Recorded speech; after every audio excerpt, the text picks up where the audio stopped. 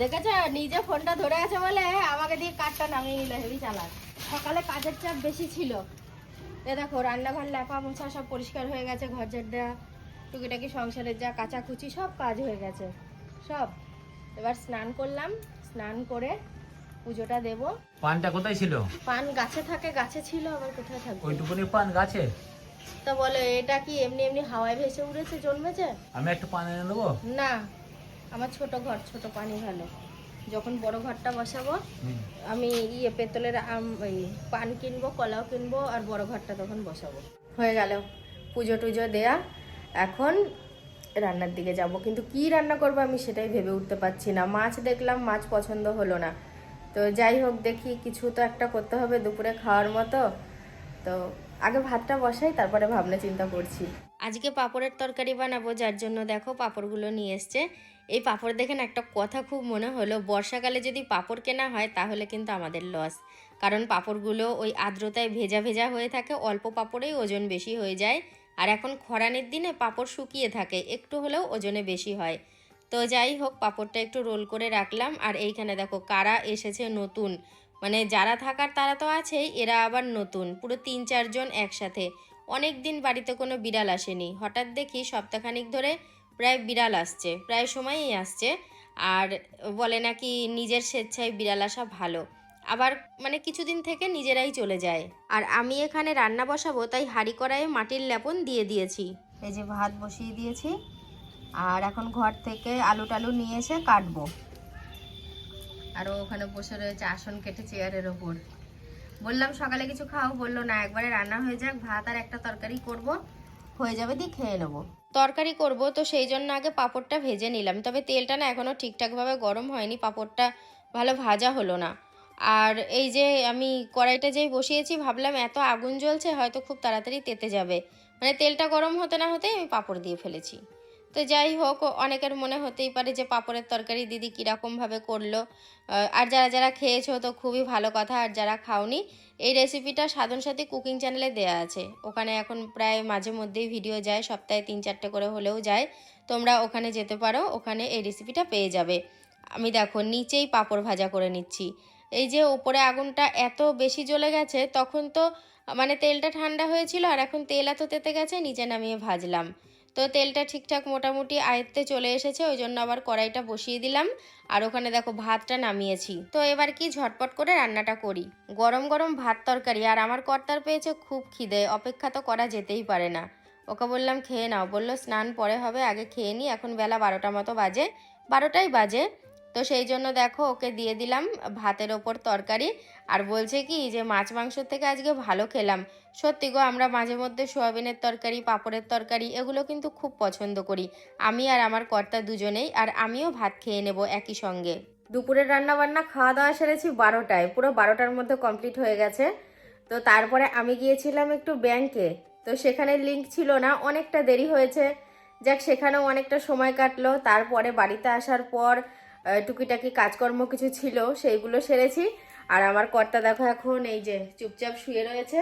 আমিও গিয়েছিলাম সেলুনে, সেলুন থেকে এসেছি, কালার করেছি, শেভ করেছি, স্নান করেছি, খাওয়া দাওয়াটা অনেক আগে সেরেছি। কি গো, তোমার খিদে পেয়েছে তো? না না, আমার খিদে পাইনি, একটু খিদে পাইনি, কারণ বেলা 12টার সময় খাওয়া দাওয়া করলাম। এখন যাবো আবার, আমার একটা মানে বিশেষ পরীক্ষা আছে, সেটা হচ্ছে দাঁতের ছবি। তারপরে শনিবারের দিন আমার দাঁত তুলাতে হবে, যেটা আমি সব থেকে বেশি ভয় পাই, ইঞ্জেকশন। ঠিক আছে, এখন গিন্নি বলছে তুলাতে হবে, ডাক্তারবাবু বলছে তুলাতে হবে, তা তুলাতে হবে। আরে ওর যা পরিস্থিতি হয়েছে আমি তো তোমাদেরকে একটু হলেও শেয়ার করেছি, তোমরা তো জানো। বলো, এখন ওর ব্যথাটা কমেছে, ইচ্ছে নেই দাঁত তোলার। এখন যদি দাঁতটা না তোলে তাহলে কিন্তু মানে আরো কষ্ট পাবে, তখন ও নিজে সংকোচ বোধ করবে, আমি রেগে যাব যে তুমি কেন দাঁতটা তুললে না। তার থেকে বাপু যেটা তুলে ফেলার সেটা তুলে ফেলাই ভালো। তো এখন একটু রেডি হয়ে বেরোবো, ওকে নিয়ে দাঁতের ছবিটা করিয়ে আসি, যেটা আগামীকাল করার কথা ছিল, যেহেতু আগামীকাল থাকছি না, আজকে ওই কাজটা সারা থাকলে পরশুদিন ওকে দাঁতটা তুলিয়ে নেবো গিয়ে। আমি রেডি হয়ে নিলাম, এখন প্রায় বিকেল 5টা মতো বাজে। আমরা যখন কোথাও বেরোই আমার একটু মনে তাড়াহুড়ো থাকে, বেরোবো বেরোবো, তো একটুখানি কাজ ছিল বলে একটু লেট হয়ে গেল। এখন প্রায় 5টা মতো বাজে। তো বেলা একটু বড় হয়েছে, তো এখন 5টা মানে অনেকটাই বেলা আছে। আর আজকে রাত্রেবেলা একটা বিয়ের অনুষ্ঠানের নিমন্ত্রণ আছে, সেখানেও যাব, বাড়ির সবার নিমন্ত্রণ আছে, সবাই যাব। তুমি যাবে তো? যাবো তো। আচ্ছা, অনেক সময় কি হয়, রাত্রেবেলা খাওয়ার টাইমে বলবে কি ও আমি আর যাবো না, ভাল লাগছে না, ওই জন্য ওকে আগে জিজ্ঞাসা করে নিলাম। যেই দরকারে আমরা বাড়ি থেকে বেরিয়েছিলাম সেটা মিটে গেছে। এখন মিনিট 15-20 আমাদের অপেক্ষা করতে হবে, এখানে একেবারেই ছবিটা দিয়ে দেবে। তো সেই কারণে আমরা এখানে দাঁড়িয়ে রয়েছি আর দেখলাম এখানে আখের ক্ষেত রয়েছে, আমরাও দেখছি আর তোমাদেরকেও একটু শেয়ার করছি। তবে জানো তো, আর একটু পরে যদি আসতাম তাহলে কিন্তু আর হতো না। তো যাই হোক, ভালোই হলো, ঠাকুর যা করে ভালোর জন্য করে। একটু দেরি করে বেরিয়েও হয়ে গেছে, এটা অনেক বড় ভালো লাগা। আমি তো মনে মনে অনেক শান্তি পাচ্ছি। প্রায় সময় হয়ে এসেছে, এবার এখান থেকে রিপোর্টটা নিয়ে বেরিয়ে কর্তা গিন্নি দুজনে 1 কাপ করে চা খেয়ে তারপরে টুক করে বাড়ির দিকে রওনা দেব। দেখলাম সোহিনীর হাতে একটা ফুল রয়েছে, আমি বললাম ফুলটা কোথায় পেলি? ভাবলাম কে না, এটা কিন্তু গাঁদা ফুল না, দেখতে অনেকটা থাবা গাঁদার মতো লাগছে। তো বললাম আমি পার্কে গিয়েছিলাম, সেখান থেকে ছিঁড়ে এনেছি। আমি বললাম লেখা থাকে দেখিস না যে গাছের ফুলে হাত দেবেন না। আমি আবার এটা এখানে বুঝেছি, দাঁড়াও ফুলটা দেখাই। এ দেখো, এটা গাঁদা ফুল না, কিন্তু পিছনের গোড়াটা দেখে বুঝতে পারছো? তবে এই ধরনের ফুল হয় চন্দ্রমল্লিকা না, সূর্যমুখী টাইপের। তো বিশাল বড় বড় গাছ হয়, প্রচুর ফুল হয় শীতের সিজনে। ওই ফুল গাছগুলো আমার একটা খুব ইচ্ছা আছে, এবার খোঁজ করে এনে রাখবো, আগামীবার শীতে হবে। আর আমরা তো চলে এসেছি ছবি টবি তুলে একটু চা খেয়ে। তো আজকে বাইরে কিছু খাইনি, ও বলছিল ফুচকা খাওয়া, আমি বললাম না আমি খাবো না কিছু, যেহেতু রাত্রেবেলা বিয়েবাড়ির নিমন্ত্রণ আছে, তো সেই কারণে। তো এখন আমি চেঞ্জ করিনি, একবারে এই কুর্তিটা আর ছাড়িনি, একবারে ছাড়বো, ছেড়ে তারপর শাড়ি পরবো, সেটা আরও পরে। আমার বাবা বাদে সবাই যাবে বিয়েবাড়ি। আমার বাবাকে অনুষ্ঠান বাড়ি নিয়ে যায় না, শরীর ভালো না তো, রিচ খাবার, তো ওই জন্য বুঝে শুনে নিয়ে যাই না আর কি। বিয়ে বাড়ি যাবো, তাই জন্য শাড়ি বের করছি, আর এই শাড়িটা আজকে পরে যাব বিয়ে বাড়ি। এখন 7টা মতো বাজে, ওই 8:30-9টার সময় যাব, কারণ আমাদের বাড়ির একটা সিস্টেম আছে, ফার্স্ট ব্যাচে সবাই খায়, তারপরে অনেক ভিড় হয়ে যায়। ওইটাই ভালো, 9:30-9টার মধ্যে খেয়ে নেয়া, খাবারটা ভালোভাবে হজম হবে, যেহেতু বিয়ে বাড়ির রিচ খাবার থাকে। এই শাড়িটা ভাঁজ করে আমি এখানেই রেখে দেবো, কালকে যেহেতু পরে যাব। আর এগুলো হচ্ছে বিয়েবাড়ির গিফট। বিয়েবাড়ি যাব বলে রেডি হয়ে নিয়েছি। তো সত্যি কথা বলতে কি, জানি না কেন এখন আর অতিরিক্ত সাজতে ভালো লাগে না। যদি রিলস করি খুব মনে হয় সাজি, হয়তো এর থেকে আরেকটু বেশি সাজি। তাছাড়া বিয়েই হোক কি অন্য কোনো অনুষ্ঠান ভাল লাগে না আর। তো আমি সেজেছি দেখে প্রকাশ বলছে কোথায় যাবা, আসলে ও যাচ্ছে বিয়ে বাড়ি। আমি ওকে মিথ্যে করে বললাম আমি তো তোর সাথে যাব, বলছে চলে আসো। আর আমাদের প্রকাশবাবু যখন বাড়ি ছেড়ে কোথাও বেড়াতে যায় কিংবা অনুষ্ঠান বাড়িতে যায়, সবাইকে বলে যায় যে এবার আমি আসছি, আবার কালকে দেখা হবে, এরকমটা বলে। আর আমি সেজেগুজে দাঁড়িয়ে রয়েছি। আর আমাদের বাড়িতে এত তাড়াহুড়ো না, কি বলবো, একদম তাড়াতাড়ি যাবে বিয়ে বাড়ি, তো সেই কারণে সবার সাথে যাব বলে আমিও রেডি হয়ে রয়েছি। আর এখানে দেখো কি কাণ্ড, আমরা তো যাচ্ছি আর আমাদের পিছন পিছন কারা হাঁটা জুড়েছে। তো আমরা বলছি যে তোরা আসিস না, এটা অন্য পাড়া, পাশাপাশি পাড়া যেখানে যাচ্ছি, তো ওই পাড়ায় আবার অন্য যে কুকুর আছে তারা আবার এদেরকে ধরবে, কিন্তু কে কার কথা শোনে, পারলে আমাদের আগে আগে যায়। কি অবস্থা দেখেছো, খারাপও লাগছে, আমরা যাচ্ছি ওরা বাড়িতে থাকছে। তোমরা কি রেডি হলে? আরে না, রেডি কোথায়, খেয়ে দে চলে আসলাম, চেঞ্জ করব। এখন 9টা বাজতে দিলে না তোমরা? সত্যি কি বলবো, সুন্দর এরকম করছে, 8:30 বাজতে দিচ্ছে না, ও প্রথম ব্যাচে খাবে বলে। প্রথম বয়স ঠিক আছে, তো 9টা না বাজতে বাজতে খেয়ে চলে আসলে। তুমি যাও খেয়ে আসো। আমাদের বিয়ে বাড়ির মেন টার্গেট হচ্ছে খাওয়া, ওকে বলছি যাও খেয়ে আসো। 10টা বাজুক তারপর যাবো। প্রচুর ভিড় হবে। ভিড় তো হবেই, আমাদের এই সাইডে লোকের একটু ভিড়ই হয়। বসে বসে ভাবি আমি সারাদিন, দেখো একই কম্বলের মধ্যে দুজনা চুপচাপ বসে। কি বলবো সেটা ও জানে না, কিন্তু সত্যি বলছি ও জানে না।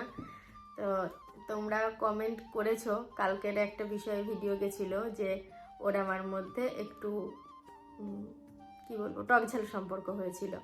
তো বিষয়টা হচ্ছে, তোমরা অনেকে বলেছো যে দাদাকে এরকমভাবে বলা উচিত না, দাদার বিষয়ে এরকম ভাবা উচিত না, ভুল করেছো।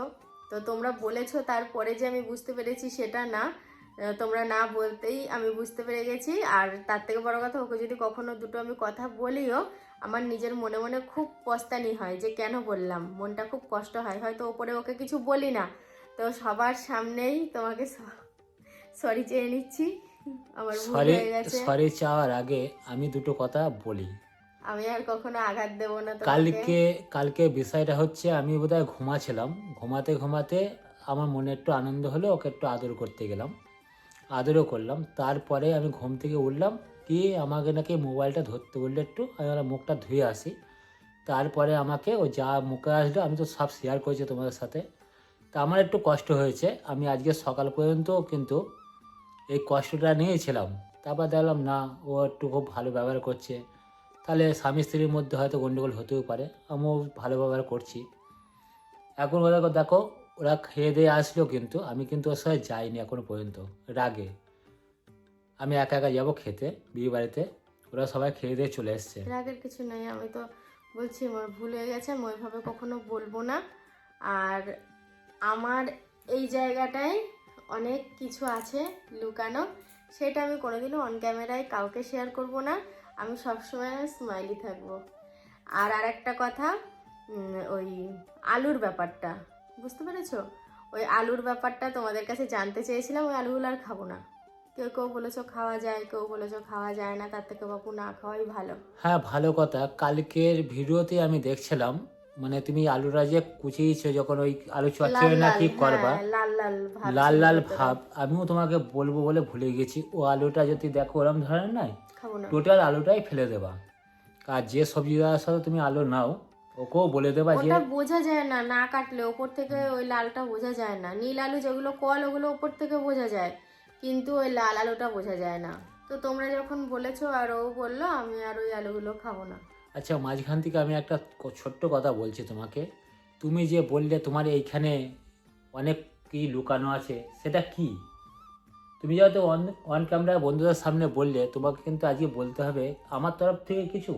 অবশ্যই, তা কার তরফ থেকে? আচ্ছা বলো তো। আমার সংসারের প্রত্যেকটা মানুষ ভালো, কাউরির কাছ থেকে আমি কখনো দুঃখ পাই না। তাহলে আমি খারাপ? না, সেটা কেন বলবো? না, কথার ভাষে তো সেটাই বোঝা যাচ্ছে যে আমি বাদ দিয়ে সবাই ভালো, আমি নিশ্চয়ই খারাপ, তোমাদের সাথে হয়তো খারাপ ব্যবহার করি। তোমার কি কাছে আমি খারাপ, তুমি কেন খারাপ হতে যাবে?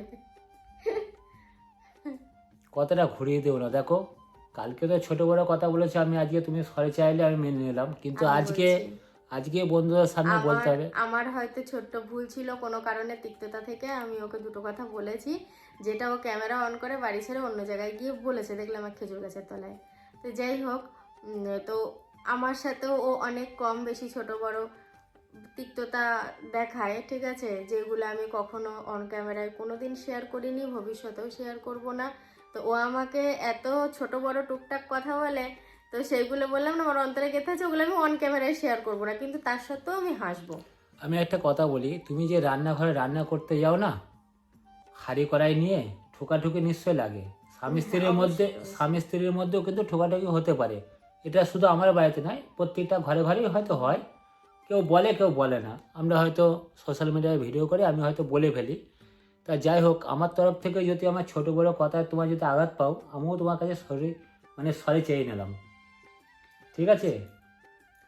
ঠিক আছে, তাহলে কি বন্ধুরা, আজকের হ্যাঁ, মতন আজকের মতো গুড নাইট।